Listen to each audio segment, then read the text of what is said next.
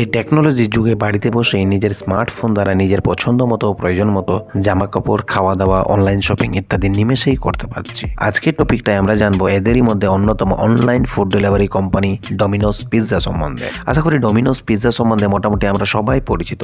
1960 সালে ইপসিলান্টি মিশিগান শহরে ডমিনোস সর্বপ্রথম একটি মাত্র দোকান দিয়ে তার এই ব্যবসা শুরু করে। এর আগে পিৎজা ফুটপাতে বিক্রি হতো এবং জেনারেলি ওই সময় গরিবরাই পিৎজা খেত। তখন অবশ্য পিৎজার রূপ একটু আলাদা ছিল। পরে অনেক ইনগ্রেডিয়েন্ট অ্যাড করা হলো এবং কোয়ালিটি ইমপ্রুভ করে পিৎজার রূপকে চেঞ্জ করে দেওয়া হলো এবং এখন বর্তমানে এটিকে গরিবের খাওয়া বলা কিন্তু ভুল হবে। আজকের যে মেন টপিকটা হচ্ছে, আমরা ডমিনোস পিৎজাকে ডোর টু ডোর ডেলিভারি দিতে দেখেছি।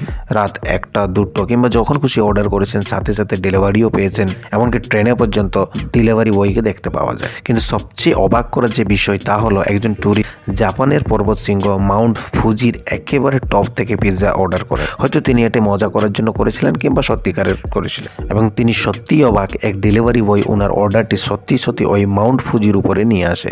ডমিনোস পিৎজার এই সার্ভিসের জন্য আপনার কি রায় কমেন্ট সেকশনে অবশ্যই জানাবেন, এবং পিৎজা খেতে কার কার ভালো লাগে অবশ্যই কমেন্ট করবেন।